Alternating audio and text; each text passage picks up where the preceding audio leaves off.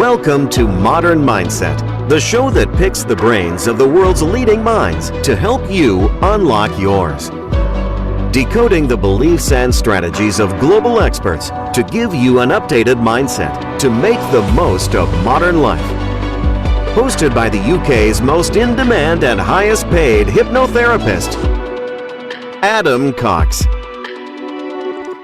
This is Modern Mindset, the show that picks the brains of the world's leading minds to help you unlock yours. I'm your host, Adam Cox, and joining me today we have Deanna Rose, who is a peak performance strategist. Welcome to the show, Deanna.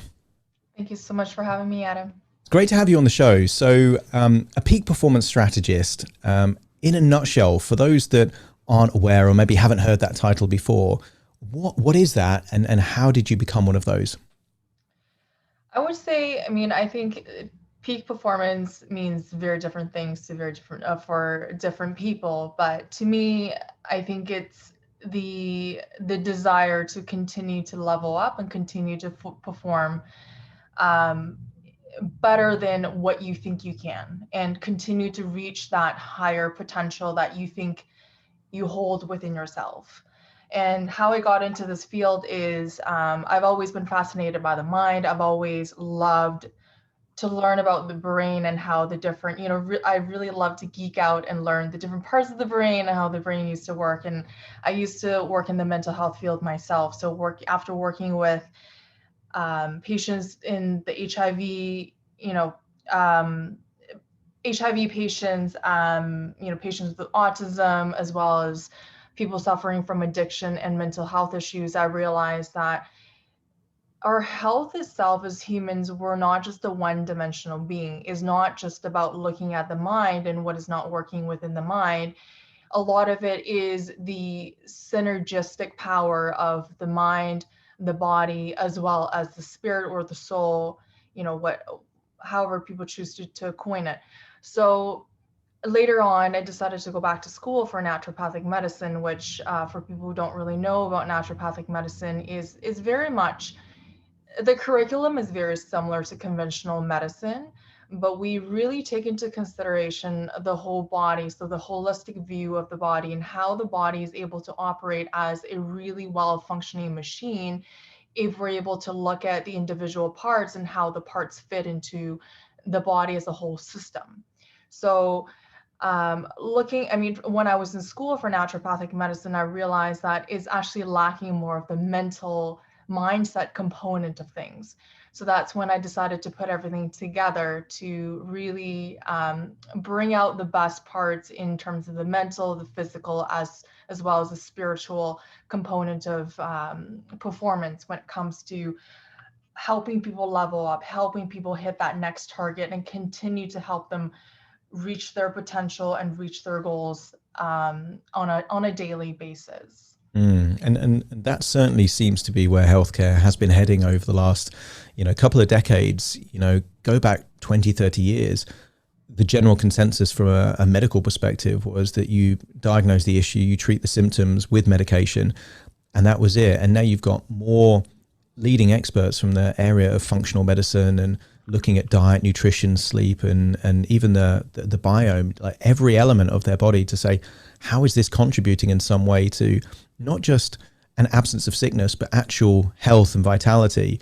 And sometimes I would say the narrative from, particularly in the entrepreneurial sphere, is to do things that sometimes contradict the principles, the fundamental pillars of good health. It's kind of hustle nonstop, wake up at 5 o'clock. No, 5 o'clock's too late. Wake up at 4 o'clock, then 3 o'clock. And all these things are encouraging people to take on more and more demands, more and more stress, sleep less. Do you think there is this kind of false belief system that in order to be successful, you have to sacrifice your health at some level? Yeah, I feel like, that's the battle these days is, of course, my expertise, or rather the people that I work with specifically are entrepreneurs. And when I speak to entrepreneurs, I think, it's so amazing that the world is moving towards people who have that entrepreneurial mind where they want to create something new, something amazing to contribute to the world. But to a lot of them, and from majority of the people that I've spoken to, their mindset is very much what you just talked about, is I'll sleep when I die. But what my motto is, and what I usually tell people, is that, rest now, and when you die, you can die rested and die youthful. And I'm sure you've heard of the term, live long, die young. And it's not a fun life to live, with a cane or on a ton of medication, or having to stay, in bed for 20 hours of the day because people are feeling sick, people are not feeling well and not feeling like themselves. That's not the type of, life that people want to live. But unfortunately, when people get into, start building their business and want to become an entrepreneur, a lot of people are very young. They're in their 20s, they're in their 30s, they're in their 40s, and they haven't hit a point where they're being held back by these barriers, by these health issues. But once they start experiencing these, unfortunately, health issues, is they're being forced to stop working. They're being forced to, actually take a step back and say, my health is so important. I actually need to start taking care of my health. Otherwise, everything else I've created will crumble in front of me. Mm. And that saying, the true wealth is health. Steve Jobs, probably a great example, a billionaire at the point of his death, and all the money in the world couldn't make him live any longer. Did that influence your own branding there? I noticed that the phrase Wellth there, spelt with WELL. How important do you think health is to help people be financially successful as well? I think health is everything. We can always make money. We can't buy health. That's what I always, I've always believed. And as a child, I had a lot of mental health issues within the family. And that's one thing that I've witnessed and experienced over and over again, is something like mental health and even physical health is not something that money can buy, is something we have to continuously work towards, and something that is better for us to be proactive, to prevent, rather than be reactive and to treat. And that's why I fell in love with naturopathic medicine before I went into, the field. Is it's so much about prevention, is so much about maintaining the body at a well functioning state, at an optimal state, rather than the conventional medical system, which I have nothing against, but is more in the model of, how do we now treat you having a heart, that someone has had a heart attack, and how do we treat that, versus how do we prevent it through diet, through your habits, through exercise, all these different things that people can integrate into their lives in a very easy way on a daily basis. And I think it's easier said than done, because generationally, I see a big difference. If my mum and dad get sick, straight to the doctors, and they want to be treated, they want a solution. For me, if I start getting a sniffle, if I think I've got a cold or a headache, I'm like eating kiwis. I'm trying to get the fresh water up. Do you think it's a generational difference, or is it just about education? If people know more and know better, they do better. I do think it's a generation thing, but I don't think it's anything new. Just from the studies I've read, just from history, looking at history. So I don't know if you know anything about Chinese history. So the kings of China back in who knows when, years and decades back, the doctor's role was to keep the king healthy. So if the king got sick, then the doctor would get fired or get killed. So their role was actually, what a doctor, and what I believe a doctor should be doing, is to keep someone healthy at all times, rather than, being that responder who comes into the rescue when a person is sick.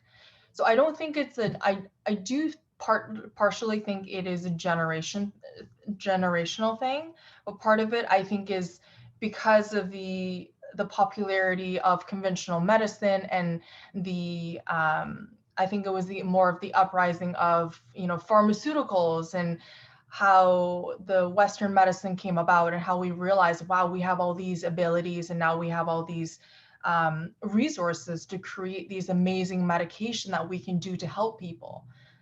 And I think apart from, or actually alongside that, came fast food, came processed food, came, a lot of the fast food chains and chips and sugar and all these amazing, I'm putting amazing in quotation marks, but amazing discoveries that people love to eat. And of course, we start developing these chronic health issues. Now, Western medicine come into the rescue and become the thing that people go to in order to reverse those, not even reverse actually, to patch up the symptoms for us to continue to be able to live that type of lifestyle that we really want to live. There was definitely, and there still is, a symbiotic relationship between the food industry and the pharmaceutical industry, because they're creating the lifestyle health issues that the pharmaceutical industry then treat, and a lot of people are making a lot of money. In terms of that key belief system, though, do you think it comes down to beliefs about who's responsible for health? Because I would say for people that I know that aren't that healthy, they believe that it's the government or the health service, it's their responsibility to keep them not sick. Whereas I think everyone I know that goes to the gym a lot or jogs a lot or eats well, they are 100% responsible for their own health. And if they get sick, they're going to make a change in their life. Is that a core ingredient, do you think, of people having this holistic health approach, is that they fundamentally believe that they're responsible for their own health? Yeah, I think you hit it spot on. It's definitely is our own responsibility. And I think, again, I do think it's partially is a generational thing, is, the previous generations, from my personal experience, they had more trust, they had more faith in the government and the medical system. And they believe that whatever they tell me, I will believe. And it's they're looking out for my best interest. So is more of that lack of research, partially lack of education, and a lot of it is lack of responsibility for their own health and their well-being, and feeling that, whatever I hear on the TV, whatever I hear on the radio, on the news, is what it is. And I don't need to look elsewhere to find answers, to find what is best for me. And if I go to my doctor and my doctor says, take these pills and you be okay, then they're more than willing to take it. So most definitely is that responsibility part. Responsibility and curiosity. It's challenging, what you're fed in terms of information, and doing a bit of research yourself to figure out, okay, there is perhaps alternative paradigms to look at this same information rather than treat the effect. How do you change the root cause that led to the symptoms that you now need treatment? And I think that requires the kind of mind that works backwards and says, what did I do to cause this? We talked a little bit about mental health and you working in an area where if someone's got a diagnosis of HIV, they're dealing with a lot of information, the trajectory of their life, the treatment plans they're going to need and all that kind of stuff. For certain categories of people in the area of peak performance, they are voluntarily putting themselves in very stressful situations. If you're an elite athlete, you're going up against the very best in the world to see what you're made of. If you're an entrepreneur, you're risking everything that you've acquired effectively to see if there is an actual need for what you have in the market. That is huge amounts of stress, huge amounts of pressure. In your experience, what role does stress have in terms of health? Because the general conventional narrative from doctors would be reduce stress, it's good for your heart, it's good for your mental health. But actually, there's a weird breed of people that will actively seek out very stressful, very pressured situations, and it kind of makes them better. What's been your experience on this? I think you're spot on every single time. Stress is definitely is something that's just like inflammation, just like things like adrenaline. It has to come in moderation. It has to come in the right amount. And I know, like you mentioned, the conventional medical system, the conventional tools that we have are often talking about reduce stress, reduce stress, reduce stress. But if you think about it, if we reduce stress to the point where we have no stress, then we'd all be sitting on the couch eating candy and watching TV every single day.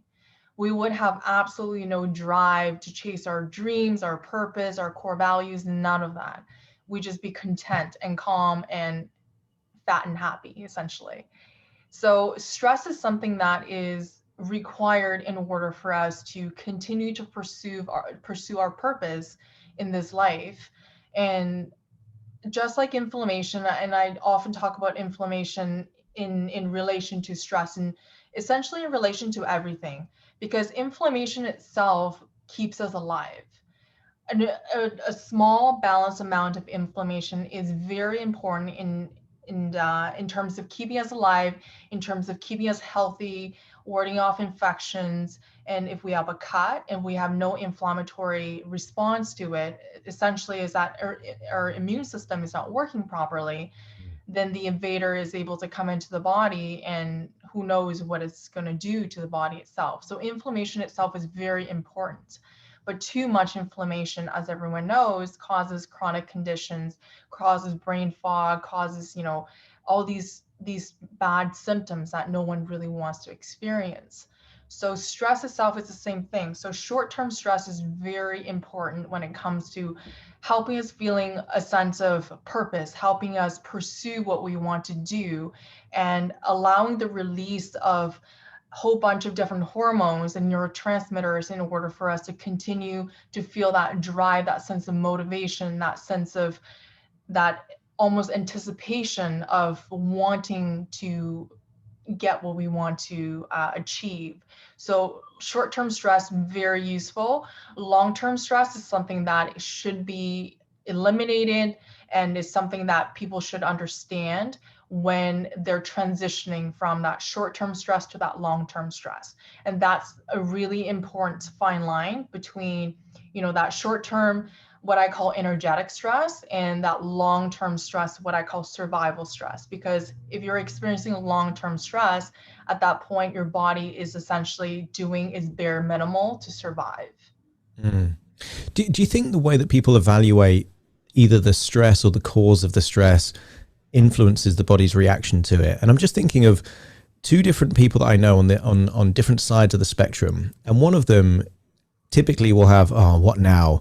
Why me? There's this kind of victimhood relating to things that happen. And someone else that thinks a bit more like me is like, bring it on, what's next, and it's kind of any problem or challenge is kind of excitement for them. Is it the evaluation of the thing itself that changes the body's reaction, or are people just wired differently to handle stress differently? Most definitely. I actually was just having a conversation with a client about this earlier. Funny enough that you bring that up. It definitely is how we perceive stress, and everything we do in life is essentially is everything is subjective, is how we perceive the reality, the world around us. And as I'm sure you're a hypnotherapist, is people's perception come from their childhood experiences and how they were raised as children. So for someone who was raised in a very anxiety-ridden household, everything they see is anxiety provoking, versus someone who's in a household where their parents are very laid back and they see challenges as amazing things and are opportunities for them to continue to level up and continue to hit the next level of success. Then that's something that's so exciting to them. So it most definitely translates into how people perceive stress and opportunities or challenges later on in life. And part of that brings into, that vibrational frequency of humans is, I hope this doesn't come off as, too spiritual for a lot of people, because I do know that some people don't believe that. But scientists have actually looked into our cells, and we're constantly vibrating. Every single cell in our body are constantly vibrating, and our thoughts actually change the vibrational frequency of our cells. So essentially at its core, how we think about things, how we perceive things changes our physical makeup of our whole entire body. And to put it in the simplest way is when someone thinks about, and when they're feeling anxious, they feel that pit in the stomach, they feel that, all the tension in their muscles. That's the physical manifestation of that anxiety or anxious thought. So most definitely, it is very, very much related to perception and how we think of certain situations. And you've got people like Wim Hof that can actually change the pH levels in their body based on how they breathe, and I would say more than just breath, but the perception of being in control of things that people wouldn't consider that you can be in control of. In terms of let's say an instigator, a cause of stress, some people would label a global pandemic as quite a stressful experience, lots of uncertainty, lots of disruption affecting income levels and things like that. A lot of people are talking about a mental health time bomb as a result of the pandemic. You've got a unique perspective on this. What's your take? Do you think it's a foregone conclusion that this is going to create a generation of anxious victims, or what's your take on it? Do you think there could be positives that come from this pandemic? I think a lot of positives have come from this. And I mean, we're about a year, and I can't believe I'm saying this, about a year and 3 months into this. And from what I've been witnessing is that a lot of people have been pivoting. They've been transitioning more into opening up their own businesses. Entrepreneurship has been really skyrocketing. So I personally think a lot of people have taken this pandemic, which I think a lot of people do perceive it as a negative thing. They have turned it into something positive. In the very beginning, of course, a lot of people saw it as something very negative because nobody really knew what was going on. Is very unpredictable, very uncertain. But when it hit a certain point, I think it was maybe the 4 months, 5 months mark from what I was witnessing. I think a lot of people start realizing I need to start taking responsibility for my own life. I can't wait for this thing to go away if it ever goes away. Because I think the longer it dragged on, the more people realized I can't just keep waiting for the next day, keep waiting for this thing to end, because who knows when it's going to end. And I think out of that, a lot of people start realizing that they are responsible for their own life. And what you said earlier is we are responsible for everything we do. We're responsible for how we think. We're responsible for our health habits, the food we eat, and how we choose to nurture our health. And we are responsibility. We're responsible for the reality we create in our own life. It's that mantra, isn't it? If it's going to be, it's up to me. And I think a lot of people have given up relying on kind of governments and third parties and things, stimulation checks and things like that to solve their problems. One of the major health issues that has grown exponentially, you could say, over the last couple of decades are the autoimmune issues. So, lots of different variations, fibromyalgia being just one of those. To what extent do you feel that this is a cultural or societal cause? Is it just based on nutrition, or in the same way that holistic approaches can help, is it a combination of factors that are really causing this kind of huge increase in autoimmune issues? Yeah, good question. I definitely do think it's a combination of different things. If you think about what we spoke about earlier is inflammation, and autoimmune conditions are essentially the body attacking itself, attacking the healthy cells, attacking what it perceives as foreign, but it's actually healthy cells within the body.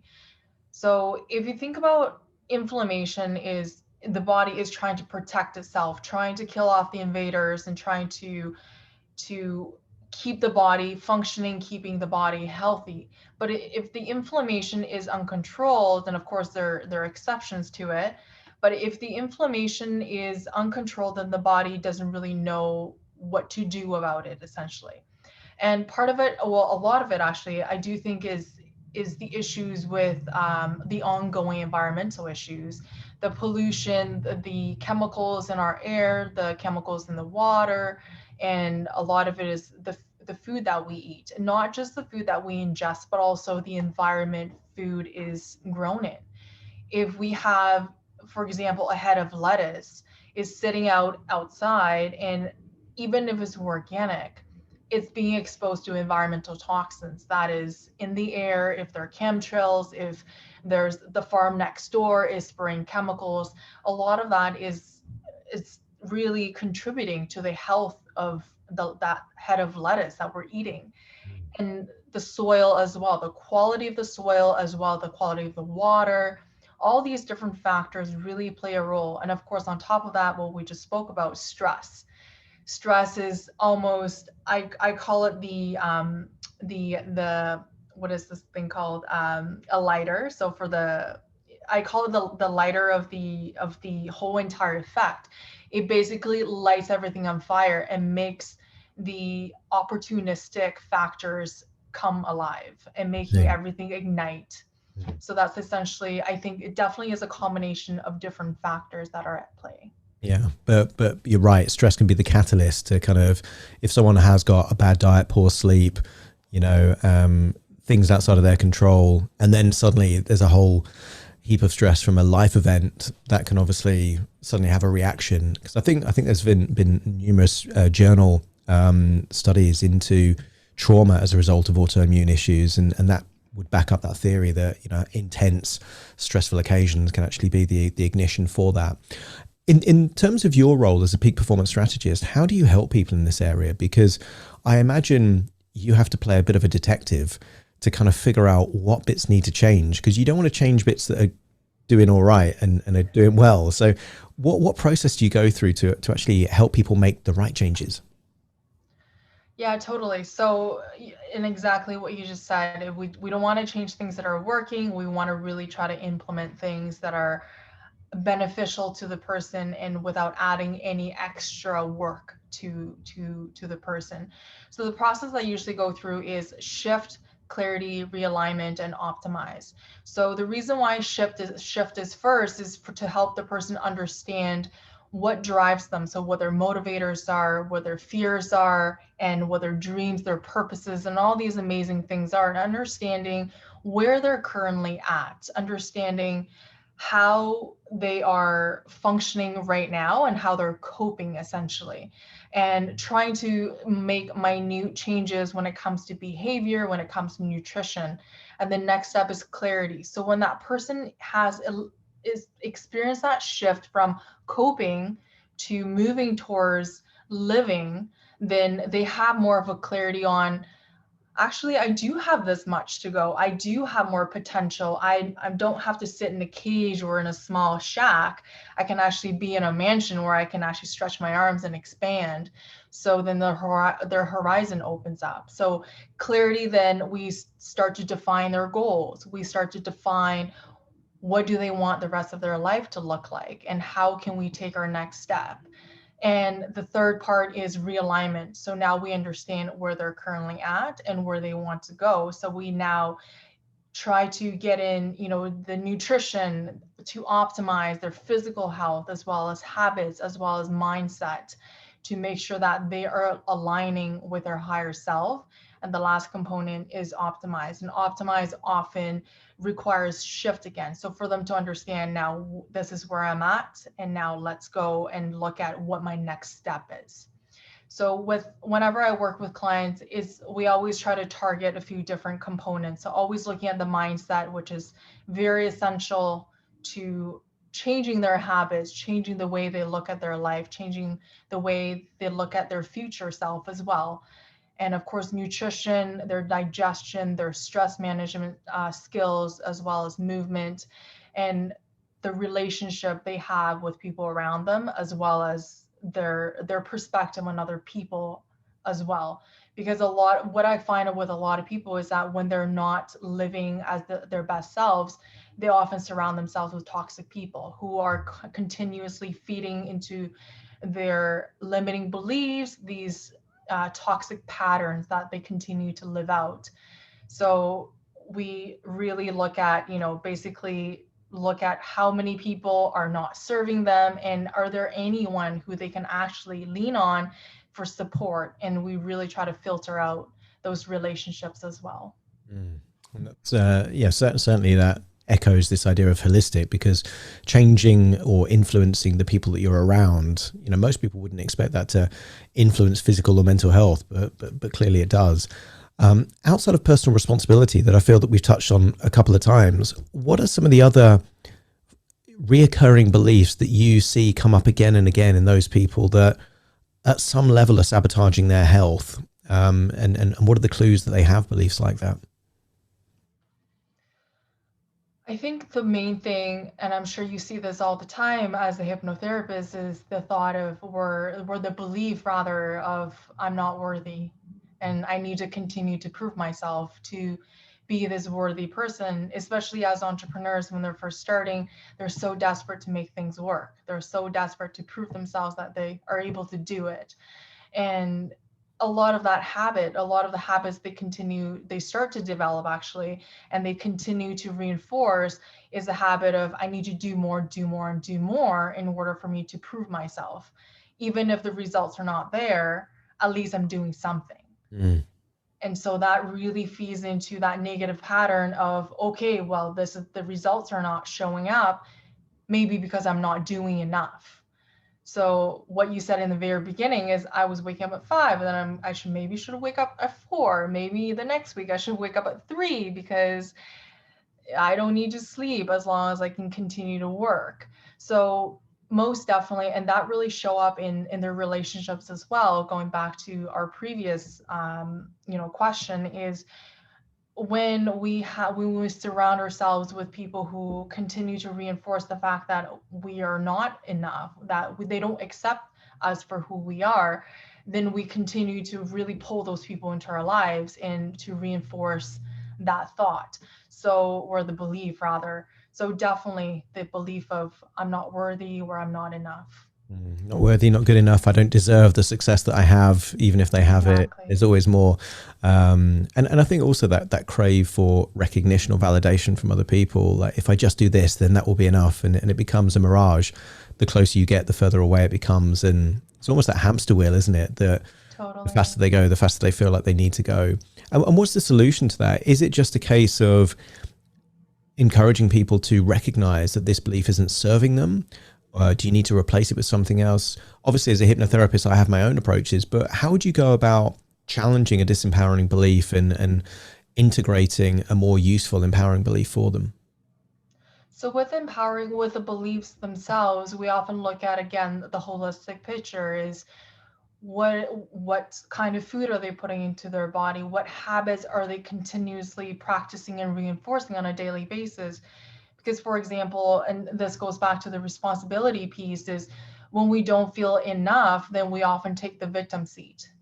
We often take the seat of I'm the victim here and I don't need to take any responsibility. But, of course, that, like you said, is a hamster wheel. We continue to reinforce those thoughts. So habits, the same thing. We look at habits. We really look at, are you building a good relationship with yourself?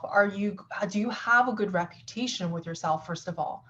Because a lot of people promise a lot of things with themselves and they have a really long to-do list every single day, but they'll just brush it off and say, I'll just do it tomorrow, or I'm going to sleep in today and I'm going to wake up at 6 a.m. tomorrow.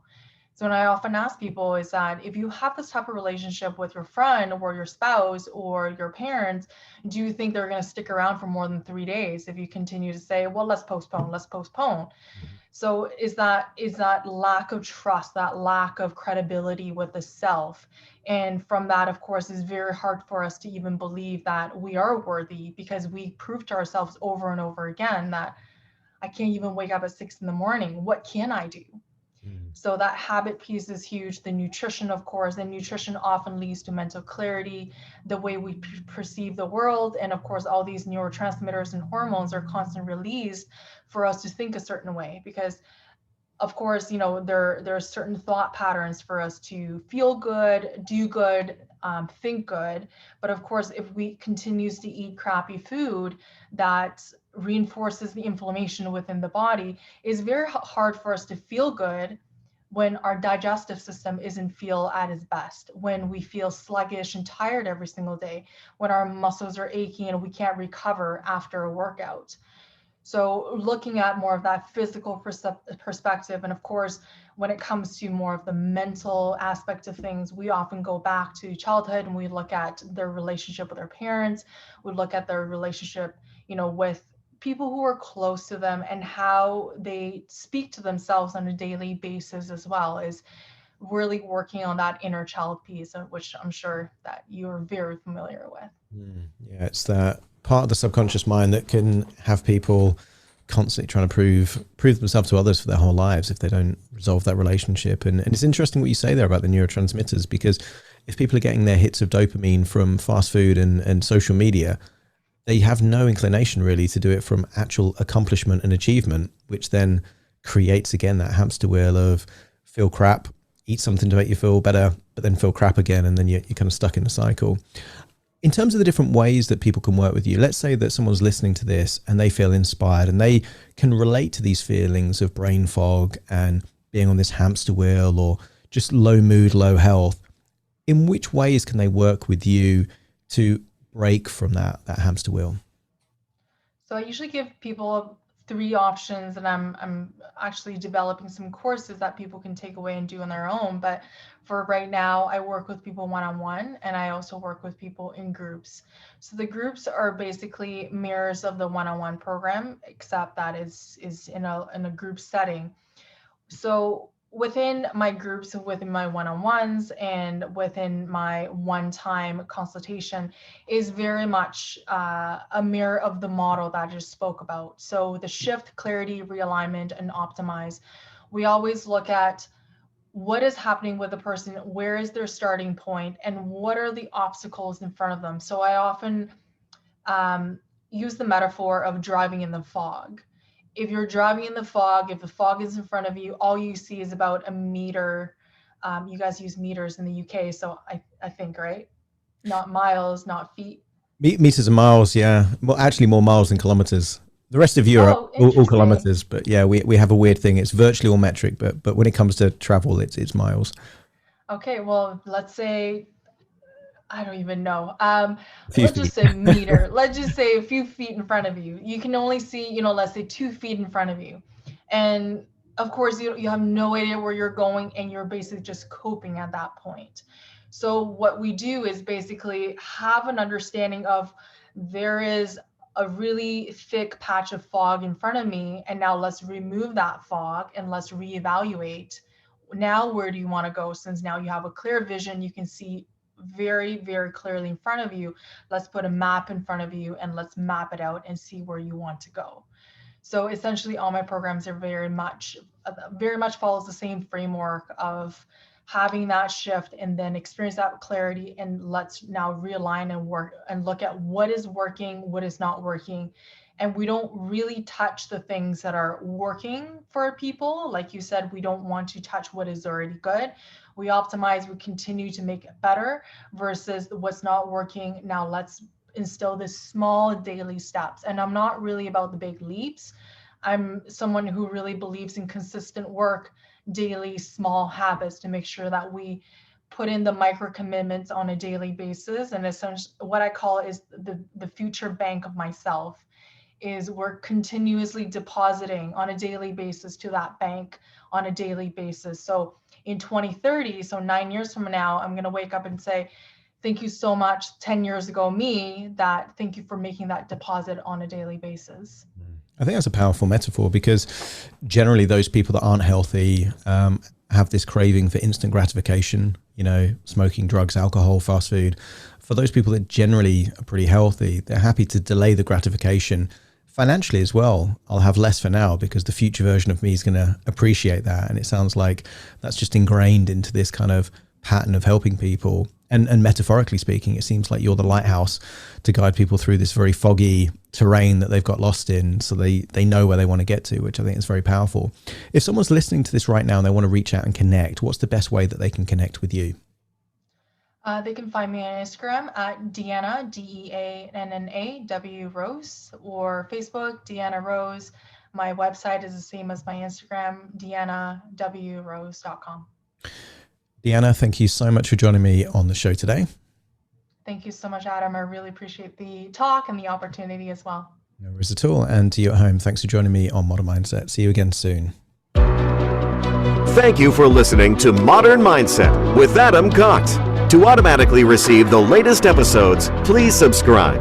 If you'd like to support the show, please share this episode with just one friend you think it could help. And if this episode helped you, please leave us a 5-star review. Modern Mindset, picking the brains of the world's leading minds to help you unlock yours.